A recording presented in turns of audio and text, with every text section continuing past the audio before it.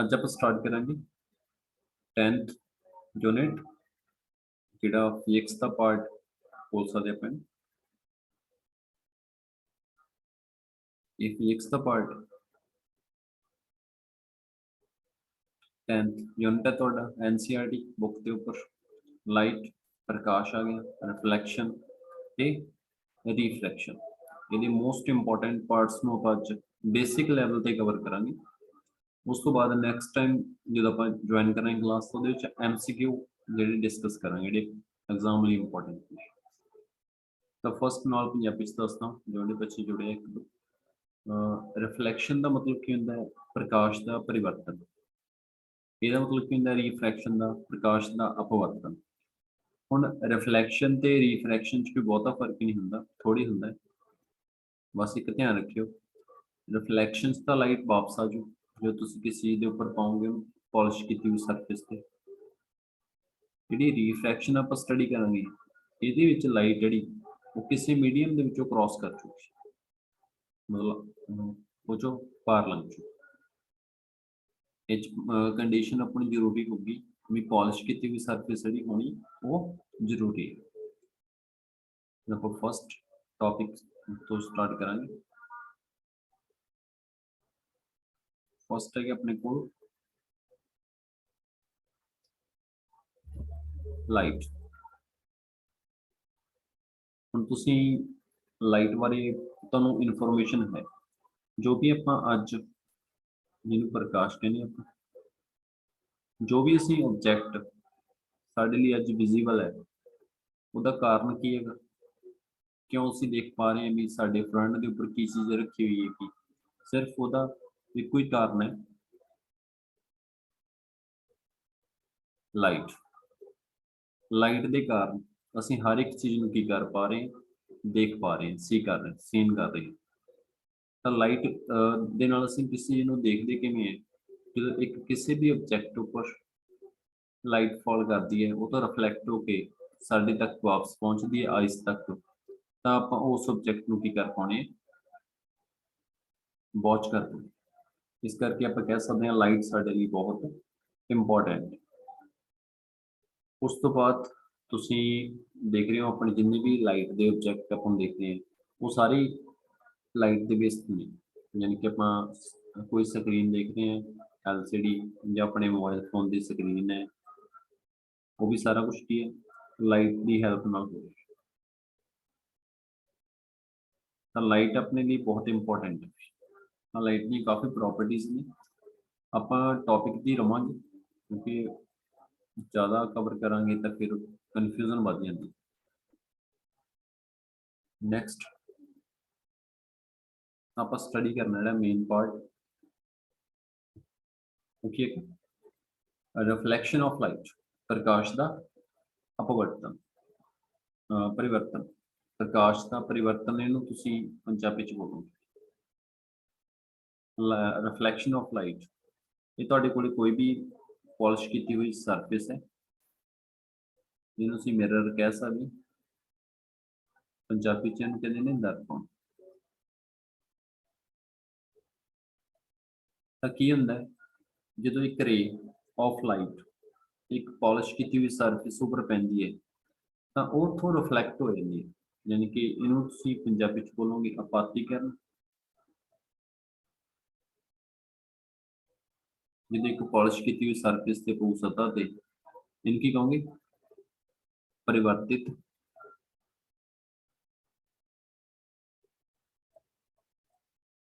ਕਰ। ਇੱਥੇ ਕੀ ਹੋਊਗਾ ਵੀ ਇਹ ਨਾਰਮਲ ਆਪਣੇ ਕੋਲ ਨਾਰਮਲ ਹਮੇਸ਼ਾ 90 ਡਿਗਰੀ ਤੇ ਹੋਊਗਾ ਜਿਹੜੀ ਤੁਸੀਂ ਇੱਕ ਪਲੇਨ ਸਰਫੇਸ ਜਾਂ ਮਿਰਰ ਰੱਖਿਆ ਹੋਇਆ ਹੈ। ਤਾਂ ਇੱਥੇ ਸਾਡੇ ਕੋਲ ਵੀ ਇਨਸੀਡੈਂਟ ਰੇ ਜਦੋਂ ਅਸੀਂ ਪਾਵਾਂਗੇ ਇੱਕ ਮਿਰਰ ਦੇ ਉੱਪਰ ਤਾਂ ਉਹ ਰਿਫਲੈਕਟ ਹੋ ਕੇ ਵਾਪਸ ਉਸੇ ਮੀਡੀਅਮ ਦੇ ਵਿੱਚ ਤੁਹਾਡੇ ਕੋਲੇ ਵਾਪਸ ਆ ਜਾਣੀ ਹੈ। ਜਿਵੇਂ ਤੁਸੀਂ ਫਾਰ ਐਗਜ਼ਾਮਪਲ ਇਹ ਕਹਿ ਲਓ ਵੀ ਇੱਥੇ ਤੁਹਾਡਾ ਮੀਡੀਅਮ 에ਅਰ ਹੈ ਤਾਂ ਲਾਈਟ ਵੀ ਦੁਬਾਰਾ ਵਾਪਸ ਆਪਣੀ 에ਅਰ ਦੇ ਵਿੱਚ ਹੀ ਆ ਜਾਣੀ ਹੈ। ਯਾਨੀ ਕਿ ਇੱਥੇ ਮੀਡੀਅਮ ਜਿਹੜਾ ਮਾਧਿਅਮ ਉਹ ਕਦੇ ਵੀ ਚੇਂਜ ਨਹੀਂ ਹੋਊਗਾ। ਇੱਕ ਪੁਆਇੰਟ ਤੋਂ ਤੁਸੀਂ ਇਹ ਧਿਆਨ ਚ ਰੱਖੋ ਲਾਈਟ ਵਾਸਤੇ ਜਿਹੜੀ ਰਿਫਲੈਕਸ਼ਨ ਹੋਊਗੀ।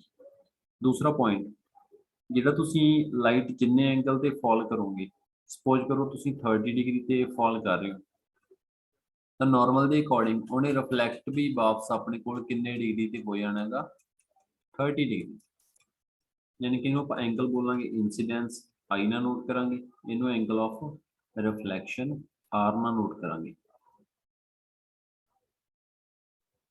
ਇਹ ਤੁਹਾਡਾ ਇਨਸੀਡੈਂਟ ਐਂਗਲ ਨੂੰ ਬੋਲਦੇ ਹੈਗੇ ਆਪਾਤੀ ਕੋਣ,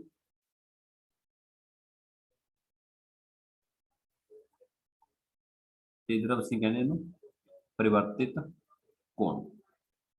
ਤਾਂ ਇਹ ਦੂਸਰਾ ਪੁਆਇੰਟ ਤੁਹਾਡਾ ਜਿਹੜਾ ਤੁਸੀਂ ਧਿਆਨ 'ਚ ਰੱਖਣਾ ਹੈ ਵੀ ਜਦੋਂ ਰਿਫਲੈਕਸ਼ਨ ਹੋ ਉਦੋਂ ਆਈ ਤੇ ਆਰ ਹਮੇਸ਼ਾ ਇਕੁਅਲ ਰਹਿਣੇ ਜ਼ਰੂਰੀ। ਥਰਡ ਪੁਆਇੰਟ ਜਿਹੜਾ ਸਭ ਤੋਂ ਮੇਨ ਆਪਾਂ ਕਹਿ ਸਕਦੇ ਹਾਂ ਇਹਦੇ ਨਾਲ ਪਲੱਸ ਜਿਹੜੀ ਤੁਹਾਡੀ ਰੇ ਤੁਸੀਂ ਫਾਲ ਕਰਵਾ ਰਹੇ ਹੋ, ਜਿਹੜੀ ਰੇ ਤੁਹਾਡੀ ਵਾਪਸ ਆ ਰਹੀ ਹੈ ਉਦੋਂ ਸਟ੍ਰਾਈਕ ਕਰਕੇ, ਇੱਕ ਤੁਹਾਡਾ ਨਾਰਮਲ, ਇਹ ਤਿੰਨੋਂ ਕੀ ਕਰਨਗੇ ਇੱਕ ਸੇਮ ਪਲੇਨ ਦੇ ਵਿੱਚ ਲਾਈ ਕਰਨਗੇ। ਇਹ ਨਹੀਂ ਹੈਗਾ ਵੀ ਲਾਈਟ ਇਸ ਤਰ੍ਹਾਂ ਪੈ ਰਹੀ ਹੈ ਉਹ ਵਾਪਸ ਯਾਨੀ ਕਿ ਤੁਹਾਡਾ ਉਹਨੂੰ ਪਲੇਨ ਤੋਂ ਬਾਹਰ ਨਿਕਲ ਜਾਏ।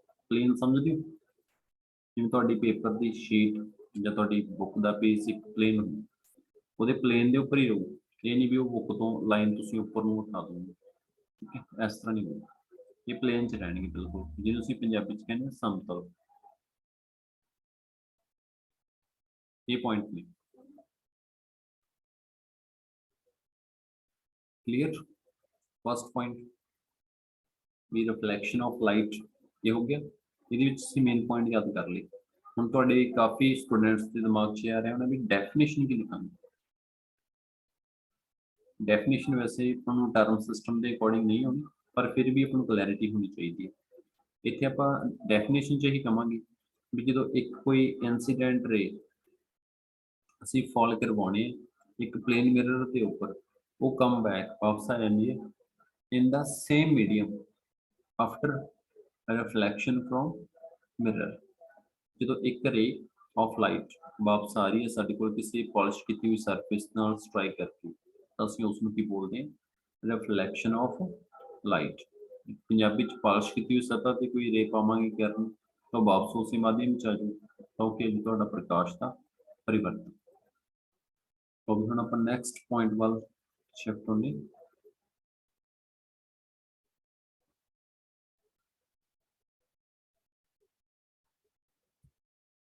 ਹੁਣ ਹੈਗੇ ਆਪਣੇ ਕੋਲੇ laws of reflection. Laws of reflection ਕੀ ਨੇ? ਇਹ ਆਪਣੇ ਕੋਲੇ ਹੈਗੇ ਵੀ ਜਿਹੜਾ ਪ੍ਰਕਾਸ਼ ਦਾ ਪਰਿਵਰਤਨ ਹੋ ਰਿਹਾ ਉਹਦੇ ਨਿਯਮ ਕੀ ਨੇ। ਮੰਨ ਲਓ ਤੁਸੀਂ ਕੋਈ ਵੀ ਆਬਜੈਕਟ ਹੈ ਉਹਨੂੰ ਵਾਚ ਕਰਦੇ ਹੋ, ਕਿ ਤੁਹਾਡੀ ਹਿਊਮਨ ਆਈ ਹੈ, ਤਾਂ ਉੱਥੇ ਆਪਾਂ ਰੇ ਕੀ ਕਰਾਂਗੇ, ਆਬਜੈਕਟ ਹੈ ਸਾਡਾ, ਕੋਈ ਵਸਤੂ ਰੱਖੀ ਹੋਈ ਹੈ, ਉਹਦੀ ਲਾਈਟ ਕਿਹਦੇ ਉੱਪਰ ਪੈਣੀ ਹੈ ਮਿਰਰ ਦੇ ਉੱਪਰ। ਜਦੋਂ ਮਿਰਰ ਦੇ ਉੱਪਰ ਪਊਗੀ ਇਹ ਨਾਰਮਲ ਹੈ, ਤਾਂ ਲਾਈਟ ਰਿਫਲੈਕਟ ਹੋ ਕੇ ਕਿ ਤੁਹਾਡੀ ਆਈਸ ਤੱਕ ਆਊਗੀ, ਤਾਂ ਤੁਸੀਂ ਉਸ ਸਬਜੈਕਟ ਨੂੰ ਕੀ ਕਰ ਪਾਓਗੇ ਦੇਖ ਪਾਓਗੇ ਮਿਰਰ। ਹੁਣ ਮਿਰਰ ਦੀ ਜਿਹੜੀ ਇਮੇਜ ਬਣਦੀ ਹੈ ਉਹਦੇ ਵਿੱਚ ਬੈਕ ਸਾਈਡ ਹੀ ਬਣਦੀ ਹੈ ਨਾ, ਤਾਂ ਇਹ ਉਹ ਆਪਣੇ ਕੋਲ ਆ ਗਿਆ ਬੈਕ ਸਾਈਡ ਬਣ ਜੂ। ਇੱਥੇ ਅਸੀਂ ਹੁਣ ਲਾਸਟ ਦੇ ਵਿੱਚ ਇਹ ਧਿਆਨ ਰੱਖਣਾ ਜਿਹੜਾ ਤੁਸੀਂ ਇਨਸੀਡੈਂਟ ਰੇ ਪਾਓਗੇ ਉੱਥੇ ਐਂਗਲ ਆਈ ਬਣੂਗਾ, ਜਿੱਥੋਂ ਲਾਈਟ ਉਹ ਵਾਪਸ ਰਿਫਲੈਕਟ ਹੋ ਕੇ ਉਹ ਆਰ ਬਣੂਗਾ। ਤਾਂ ਫਸਟ ਲਾ ਦੇ ਵਿੱਚ ਆਪਣੇ ਕੋਲ ਧਿਆਨ 'ਚ ਰੱਖਣਾ ਸੀ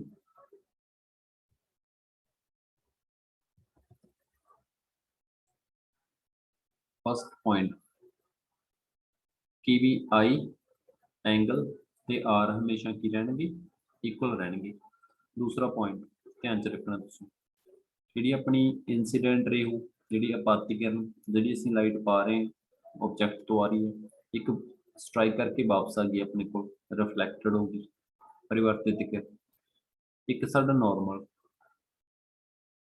ਇਹ ਤਿੰਨੋਂ ਕੀ 'ਚ ਮਿਲਣਗੇ ਤੁਹਾਨੂੰ ਇੱਕੋ ਪਲੇਨ ਵਿੱਚ, ਯਾਨੀ ਕਿ ਇਹਨਾਂ ਤਿੰਨੋਂ ਤੁਹਾਨੂੰ ਕਿਹਦੇ ਵਿੱਚ ਮਿਲਣੇ ਇੱਕ ਸੇਮ ਪਲੇਨ ਵਿੱਚ, ਜਾਂ ਤੁਸੀਂ ਬੋਲ ਸਕਦੇ ਹੋ ਸੇਮ ਮੀਡੀਅਮ ਦੇ ਵਿੱਚ ਤੁਹਾਨੂੰ ਇਹ ਮਿਲਣਗੇ। ਇਹ ਦੋ ਪੁਆਇੰਟ ਤੁਸੀਂ ਲਾਸਟ ਦੇ ਵਿੱਚ ਧਿਆਨ 'ਚ ਰੱਖਣੇ ਨੇ। ਫਸਟ ਕਿਉਂਕਿ ਵੀ ਸਾਡਾ ਐਂਗਲ ਆਈ ਤੇ ਆਰ ਦਾ ਇਕੁਅਲ ਰਹੂਗਾ, ਕਿਉਂਕਿ ਇਸੇ ਬੇਸ ਤੇ ਤੁਹਾਨੂੰ ਪੇਪਰ 'ਚ ਕੁਐਸਚਨ ਪਾਉਣਾ, ਉਹਨਾਂ ਨੇ ਪੁੱਛ ਲੈਣਾ ਵੀ ਤੁਹਾਨੂੰ ਵੀ ਕਿਹੜੀ ਡਾਇਗਰਾਮ ਕਰੈਕਟ ਹੈ। ਇੱਥੇ ਤੁਹਾਨੂੰ ਐਂਗਲ ਦੇ ਦੇਣਗੇ ਵੱਖਰੇ ਵੱਖਰੇ 30 35। एक ये चीज़ ध्यान रखियो भी एरो लाने बहुत जरूरी है, क्योंकि एरो तो बिना पता नहीं लगना अपन लाइट किधर जा रही है।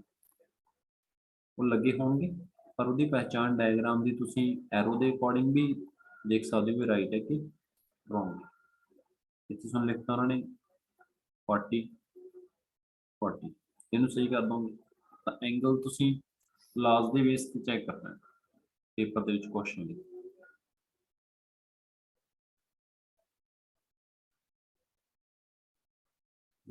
क्लियर? ਜੇ ਤੱਕ ਕੋਈ ਡਾਊਟ ਹੈ ਤਾਂ ਪੁੱਛ ਸਕਦੇ ਹੋ, ਨਹੀਂ ਫਿਰ ਮੈਂ ਨੈਕਸਟ ਸਲਾਈਡ ਤੇ ਅਗਲਾ ਪੁਆਇੰਟ ਆਪਾਂ ਡਿਸਕਸ ਕਰਦੇ ਹਾਂ।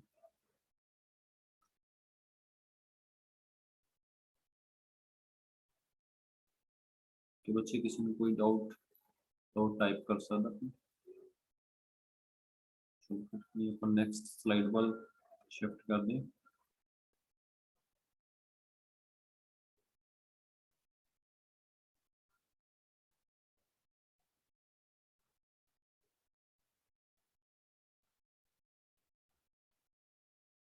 ਹੁਣ ਆਪਾਂ स्टडी करने मिरर वाले ਤੇ ਉਹਦੀਆਂ टाइप्स डिस्कस करांगे।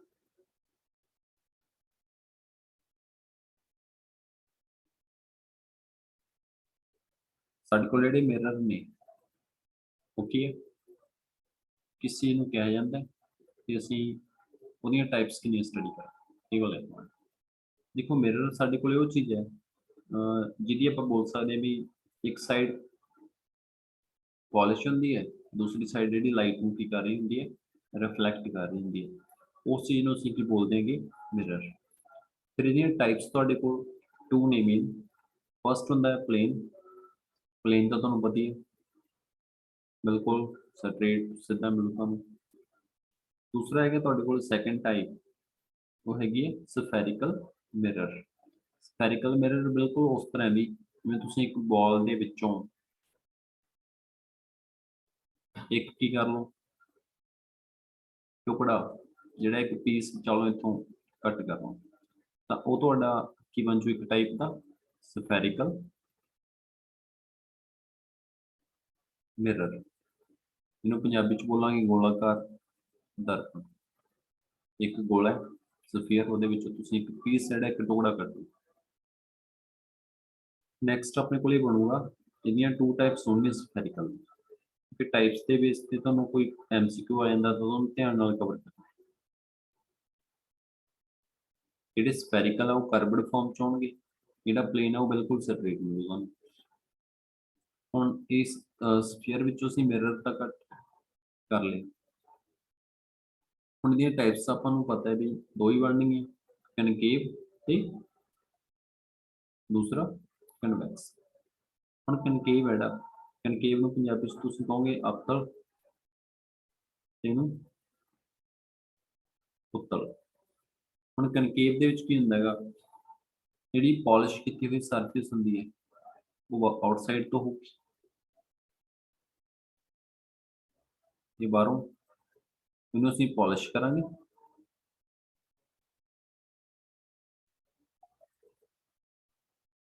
ਤੇ ਆ ਇਹਦੀ ਰਿਫਲੈਕਟਿੰਗ ਸਰਫੇਸ ਹੋ, ਜਿੱਥੋਂ ਲਾਈਟ ਸਟ੍ਰਾਈਕ ਕਰਕੇ ਆਪਣੇ ਕੋਲ ਵਾਪਸ ਆਉ, ਤਾਂ ਇਹਨੂੰ ਅਸੀਂ ਕੀ ਬੋਲਦੇ ਹਾਂ, ਕਨਕੇਵ ਮਿਰਰ। ਜੇ ਤੁਸੀਂ ਦੂਸਰੀ ਸਾਈਡ ਦੇਖੋ ਵੀ ਕਨਵੈਕਸ ਬਾਰੇ, ਤਾਂ ਕਨਵੈਕਸ ਦੇ ਵਿੱਚ ਕੀ ਹੁੰਦਾ ਹੈ, ਇਨਸਾਈਡ ਤੋਂ ਪਾਲਿਸ਼ ਹੁੰਦੀ,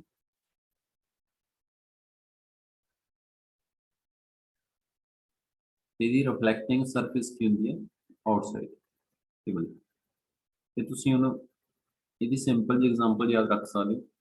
ਆਪਣੇ ਘਰੇ ਇੱਕ ਸਪੂਨ ਹੁੰਦਾ ਹੈ, ਜਿਹੜਾ ਚਮਚ। ਸਪੂਨ ਨੂੰ ਜੇ ਤੁਸੀਂ ਇਨਸਾਈਡ ਤੋਂ ਆਦੀ ਪਿਕ ਦੇਖ ਰਹੇ ਹੋ ਫੋਟੋ, ਤਾਂ ਉਹ ਕਿਹੜਾ ਮਿਰਰ ਦਾ ਕੰਮ ਕਰ ਰਿਹਾ, ਇਨਸਾਈਡ ਤੋਂ ਦੇਖ ਰਹੇ ਹੋ, ਇੱਕ ਕਨਕੇਵ ਦਾ। ਜੇ ਦੂਸਰੀ ਸਾਈਡ ਦੇਖੋਗੇ ਸਪੂਨ ਨੂੰ ਬਾਹਰੋਂ, ਤਾਂ ਉਹ ਕਿਹਦਾ ਕੰਮ ਕਰੂਗਾ, ਇੱਕ ਕਨਵੈਕਸ, ਅੰਦਰੋਂ ਕਨਕੇਵ ਤੇ ਬਾਹਰੋਂ ਸਪੂਨ ਜਿਹੜਾ ਚਮਚ ਉਹ ਕਾਹਦਾ ਕੰਮ ਕਰੂਗਾ, ਕਨਵੈਕਸ ਦਾ। ਇਹ ਸਭ ਤੋਂ ਸਿੰਪਲ ਵੇ ਹੈ ਵੀ ਤੁਹਾਨੂੰ ਯਾਦ ਰੱਖਣ ਦਾ। ਅਸਲ ਦੇ ਵਿੱਚ ਮੈਂ ਇਹ ਕਹਿਣਾ ਹੁੰਦਾ ਸਟੂਡੈਂਟਸ ਨੂੰ, ਇੱਕ ਚੀਜ਼ ਨੂੰ ਧਿਆਨ ਚ ਰੱਖਿਆ ਕਰੋ, ਜਿਵੇਂ ਤੁਹਾਡੇ ਕਨਕੇਵ ਸ਼ੋਰਿਟੀ ਹੈ ਵੀ ਧਿਆਨ ਚ, ਇਹਦੀ ਪਾਲਿਸ਼ਿੰਗ ਜਿਹੜੀ ਉਹ 12 ਹੋਊਗੀ ਤੇ ਇਹਦੀ ਰਿਫਲੈਕਟਿੰਗ ਸਰਫੇਸ ਜਿਹੜੀ ਕਿ ਤੁਸੀਂ ਇੱਕ ਹੋਰ ਚੀਜ਼ ਦੇਖੋ ਜੇ ਆਪਾਂ ਇਹਨੂੰ ਕੰਪਲੀਟ ਕਰੀਏ ਅੱਗੇ ਸਫੀਅਰ ਨੂੰ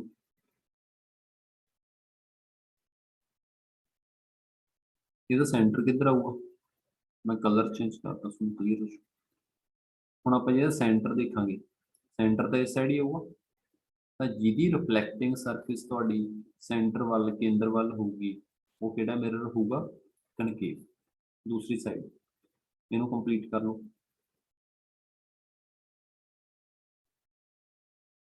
ਤਾਂ ਇੱਥੇ ਅਸੀਂ ਦੇਖਾਂਗੇ ਇਹਦਾ ਸੈਂਟਰ ਕਿੱਧਰ ਆਉਣਾ ਜਿਹਨੂੰ ਕੰਪਲੀਟ ਕਰ ਰਹੇ ਹਾਂ ਅਸੀਂ ਇਸ ਸਾਈਡ ਤਾਂ ਤੁਹਾਡੀ ਜਿਹੜੀ ਰਿਫਲੈਕਟਿੰਗ ਸਰਫੇਸ ਜਿੱਥੋਂ ਲਾਈਟ ਵੱਜ ਕੇ ਵਾਪਸ ਹੋ ਰਹੀ ਹੈ ਉਹ ਵਾਲੀ ਕੀ ਆ ਅਵੇ ਫਰੋਮ ਦਾ ਸੈਂਟਰ ਇਹਦੇ ਵਿੱਚ ਤਾਂ ਕੀ ਹੋਊਗੀ ਉਹ ਅਵੇ from the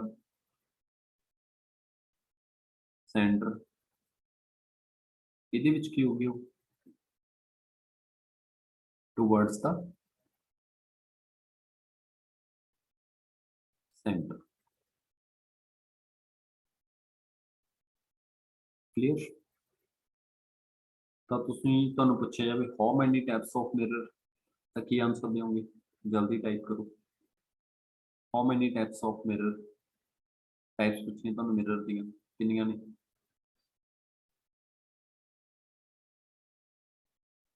okay Sukhman Raman okay ਬੱਚੇ ਗੁੱਡ ਸ਼ੀਤਲ ਜੀਤੀ अमृत ठीक है 2 सही है सुखमन ओके ਨੈਕਸਟ ਜੇ ਸਫੈਰੀਕਲ ਦੀਆਂ ਪੁੱਛੀਆਂ ਤੁਹਾਨੂੰ ਤਾਂ ਵੀ ਤੁਹਾਡਾ ਆਨਸਰ ਸੇਮ ਹੀ ਬਣਦਾ ਹੈ 2 ਇਹ ਧਿਆਨ ਚ ਰੱਖੋ ਇਹ ਸਫੈਰੀਕਲ ਦੇ ਅੰਡਰ ਆਉਣਗੇ ਮਿਰਰ ਦੇ ਅੰਡਰ ਇਹ ਦੋ ਆਉਣਗੇ ਪਲੇਨ ਤੇ ਸਫੈਰੀਕਲ ਠੀਕ ਹੈ ਗੁੱਡ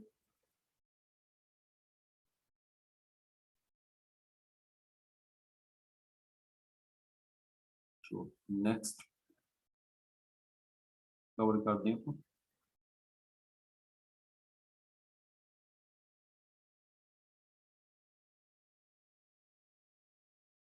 ਇਸ ਤੋਂ ਬਾਅਦ ਆਪਾਂ ਕੁਝ ਟਰਮਸ ਜਿਹੜੀਆਂ ਉਹ ਸਟੱਡੀ ਕਰਾਂਗੇ ਰਿਲੇਟਡ ਟੂ ਮਿਰਰ ਜਿਹੜੀਆਂ ਮਿਰਰ ਦੇ ਨਾਲ ਰਿਲੇਟਡ ਹੋਣਗੀਆਂ ਜਿਵੇਂ ਅਸੀਂ ਸਾਨੂੰ ਪਤਾ ਹੈ ਵੀ ਇਹ ਸਾਡਾ ਮਿਰਰ ਹੈ ਇਹਨੂੰ ਅਸੀਂ ਆਊਟਸਾਈਡ ਤੋਂ ਪੋਲਿਸ਼ ਕੀਤਾ ਹੋਇਆ ਇੱਕ ਲਈ ਸਟੱਡੀ ਕਰ ਲਓ ਦੂਸਰੇ ਲਈ ਆਪਣੇ ਧਿਆਨ ਚ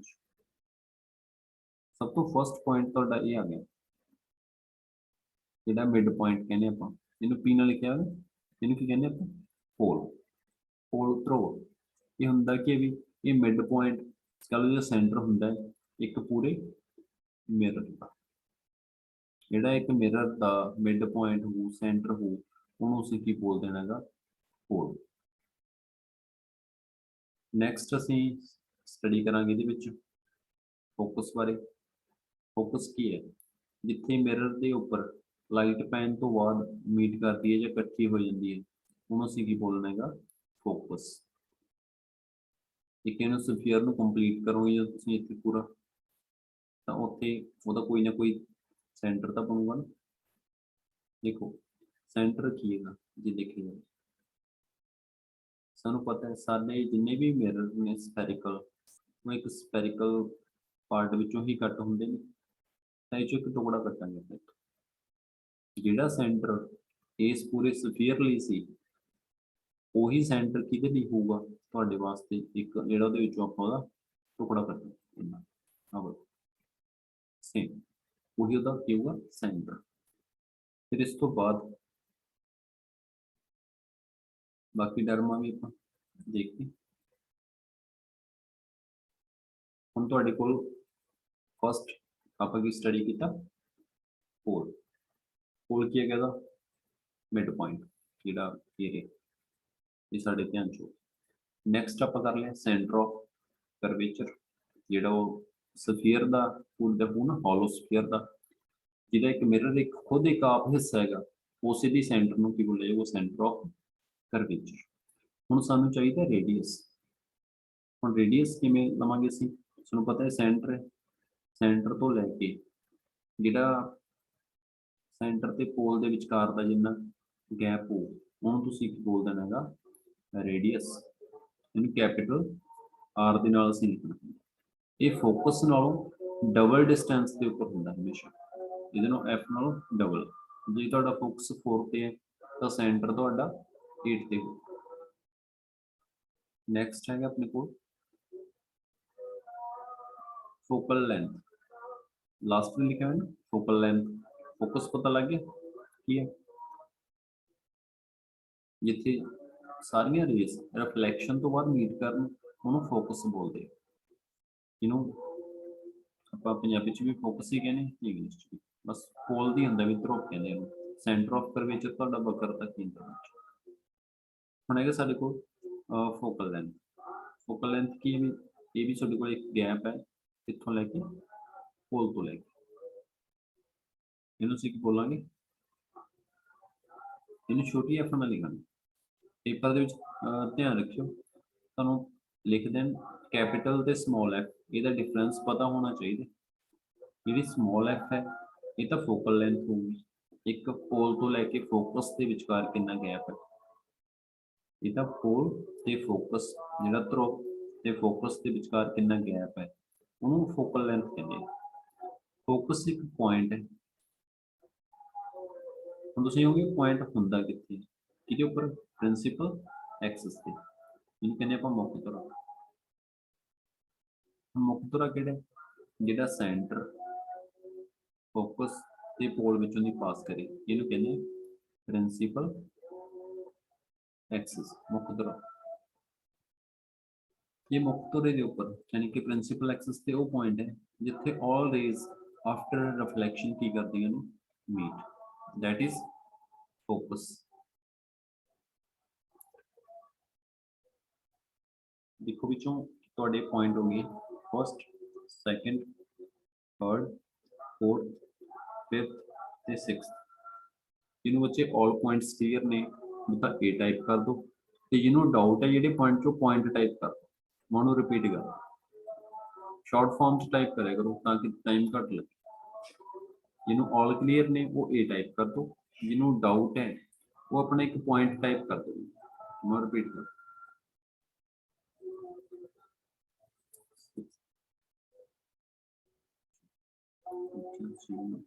ओके, थर्ड, सिक्स्थ, सेकंड कर दो नीचे।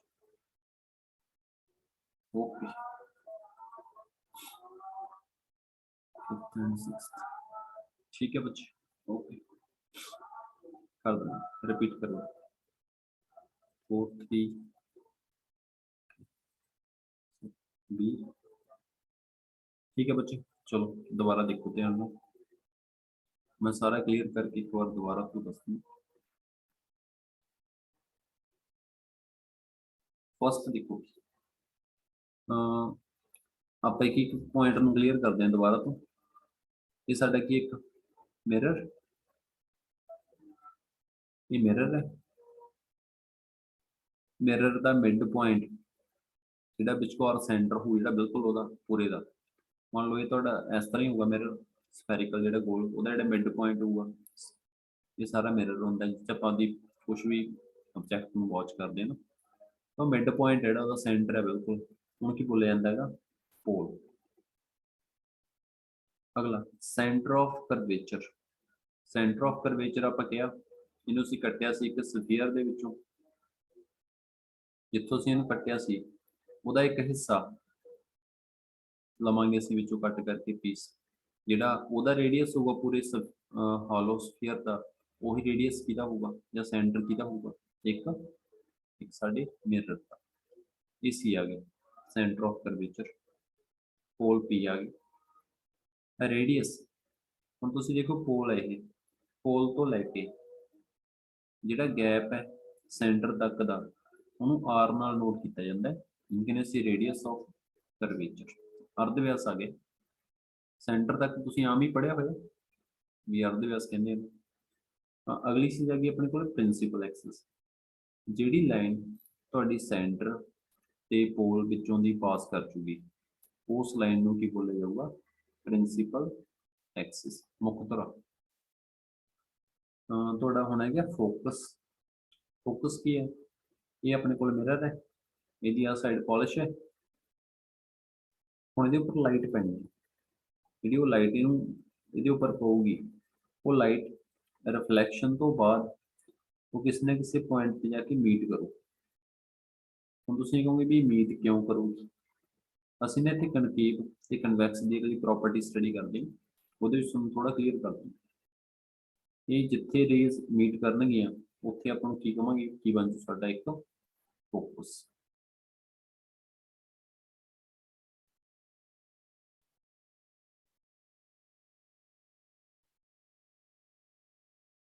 क्लियर, ये फोकस है।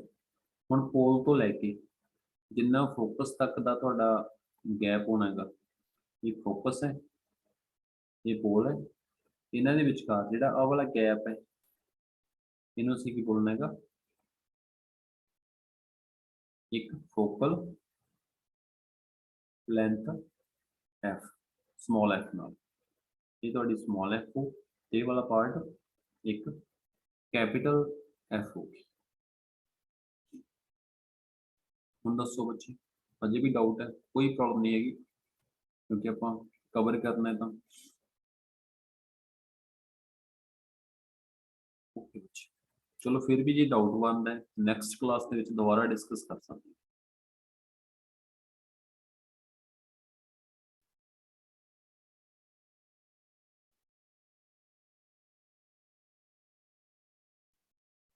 नेक्स्ट है थोड़ा टॉपिक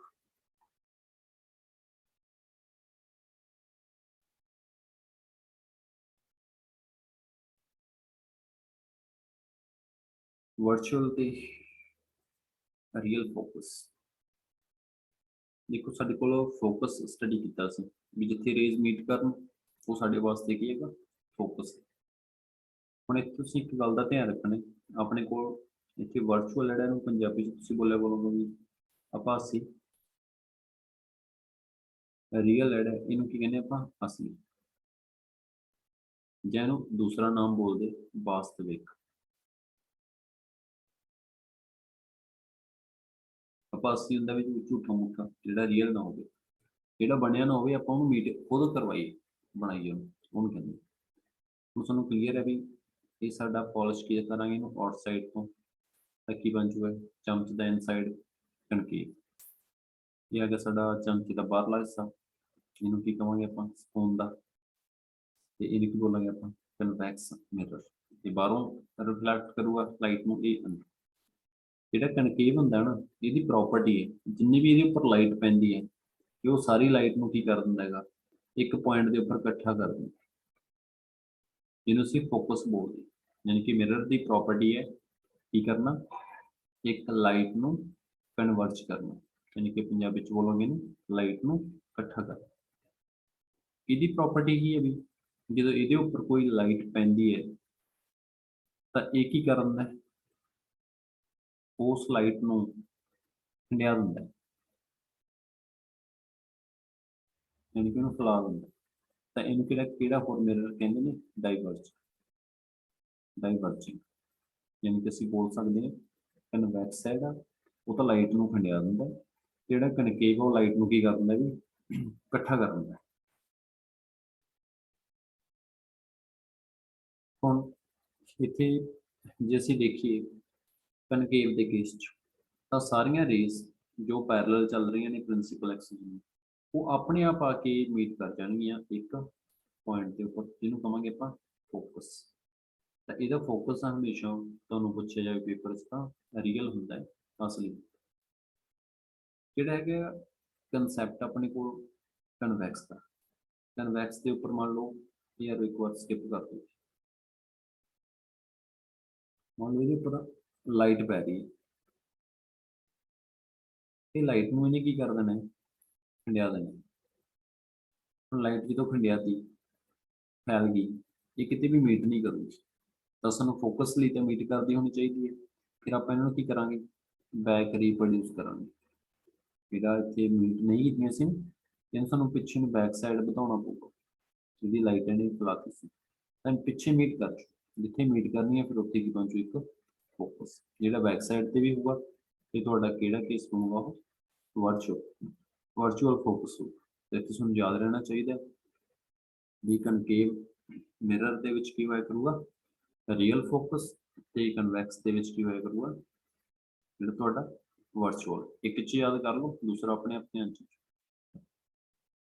ਇੱਕ ਨਵੀਂ ਚੀਜ਼ ਇੱਥੇ ਹੋਰ ਸਿੱਖੋ, ਤੁਸੀਂ ਮਿਰਰ ਦੇਖਿਆ ਹੋਣੇ, ਇੱਕ ਤਾਂ ਹੁੰਦੇ ਬਿਲਕੁਲ ਹੀ ਸਮੌਲ ਕਰਵ, ਇੱਕ ਥੋੜਾ ਜ਼ਿਆਦਾ, ਇੱਕ ਬਹੁਤ ਜ਼ਿਆਦਾ ਕਰਵਡ ਹੁੰਦੇ ਨੇ। ਤਾਂ ਇਹਨਾਂ ਵਿੱਚੋਂ ਜੇ ਤੁਹਾਨੂੰ ਪੁੱਛਿਆ ਜਾਵੇ ਕਿਹਦਾ ਫੋਕਸ ਸਭ ਤੋਂ ਸ਼ਾਰਟ ਹੋਊਗਾ ਜਾਂ ਨੇੜੇ ਹੋਊਗਾ, ਜਿੰਨਾ ਆਪਣੇ ਕੋਲੇ ਕਰਵਡ ਆਪਾਂ ਜ਼ਿਆਦਾ ਕਰੀ ਜਾਵਾਂਗੇ ਨਾ ਮਿਰਰ ਨੂੰ, ਕਰਵਡ ਫਾਰਮ 'ਚ ਕਰੀ ਜਾਵਾਂਗੇ, ਉਨੀ ਉਹਦੀ ਜਿਹੜੀ ਫੋਕਲ ਲੈਂਥ ਕੀ ਹੁੰਦੀ ਹੋਊਗੀ, ਉਹ ਨੇੜੇ ਆਉਂਦੀ।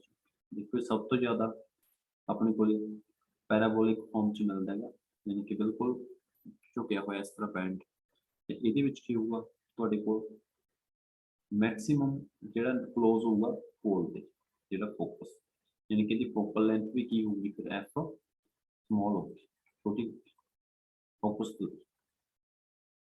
ਇਹਦੇ ਵਿੱਚ ਲਾਰਜ ਹੋ ਕਿਉਂਕਿ ਕਰਵਡ ਘੱਟ ਹੈ। ਇਹਦਾ ਕਾਰਨ ਇਹ ਹੈ ਵੀ ਤੁਸੀਂ ਇਹਨੂੰ ਵਧਾਓ, ਸਫੀਅਰ ਬਣਾਓ, ਤਾਂ ਤੁਹਾਨੂੰ ਪਤਾ ਹੈ ਸੈਂਟਰ ਇਹਦਾ ਦੂਰ ਚਲਾ ਜਾਣਾ ਹੈ, ਸੈਂਟਰ ਦੂਰ ਚਲਾ ਜਾਊਗਾ ਤਾਂ ਰੇਡੀਅਸ ਵੀ ਵੱਧ ਜਾਊਗਾ, ਤੇ ਉਸ ਤੋਂ ਬਾਅਦ ਜਿਹੜਾ ਆਰ ਤੇ ਐਫ ਦਾ ਰਿਲੇਸ਼ਨ ਤੁਹਾਨੂੰ ਮੈਂ ਦੱਸਿਆ ਸੀ, ਇਹ ਤੋਂ ਇਹ ਡਬਲ ਹੁੰਦਾ ਹਮੇਸ਼ਾ। ਜਿਹੜਾ ਤੁਹਾਡਾ ਫੋਕਸ ਹੈ ਇੱਥੇ ਮੰਨ ਲਓ ਇਹ 4 ਤੇ ਹੈ, ਤਾਂ ਤੁਹਾਡਾ ਸੈਂਟਰ ਕਿੰਨੇ ਤੇ ਹੋਊਗਾ, ਉਹਦਾ ਡਬਲ ਕਰ ਲਓ 8 ਸੈਂਟੀਮੀਟਰ। ਇਹ ਰੀਅਲ ਤੇ ਵਰਚੁਅਲ, ਤੇ ਤੁਹਾਡਾ ਫੋਕਸ ਕਿਹਦਾ ਵੱਧ ਹੋ ਤੇ ਜਾਂ ਕਿਹਦਾ ਘੱਟ, ਇਸ ਪੁਆਇੰਟ ਤੇ ਆਪਾਂ ਧਿਆਨ। ਦੇਖੋ ਜੇ ਕੋਈ ਡਾਊਟ ਤਾਂ ਮੈਂ ਰਿਪੀਟ ਕਰ ਸਕਦਾ।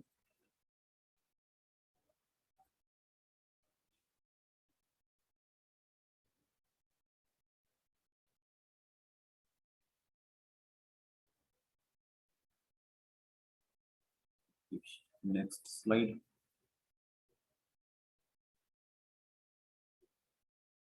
एक लास्ट टॉपिक ਆਪਾਂ ਬਸ ਡਿਸਕਸ ਕਰਦੇ ਹਾਂ, ਇਸ ਤੋਂ ਬਾਅਦ ਬਾਕੀ ਨੈਕਸਟ ਟਾਈਮ ਕਰਾਂਗੇ। ਠੀਕ ਹੈ ਨਾ। ਤੁਸੀਂ ਇਮੇਜ ਬਣਾਉਣ ਵਾਸਤੇ ਕੁਝ ਰੂਲ ਧਿਆਨ ਚ ਕਰ ਲਿਓ, ਜ਼ਿਆਦਾ ਨਹੀਂ ਥੋੜੀ। ਇੱਕ ਤੇ ਧਿਆਨ ਰੱਖਿਓ ਵੀ ਜਿਹੜੀ ਰੇ ਆਫ ਲਾਈਟ ਸੈਂਟਰ ਵਿੱਚੋਂ ਪਾਸ ਕਰਿਆ ਕਰੂਗੀ ਤਾਂ ਉਹ ਵਾਪਸ ਸੈਂਟਰ ਵਿੱਚੋਂ ਹੀ ਆ ਜਾਏ, ਫਸਟ ਪੁਆਇੰਟ।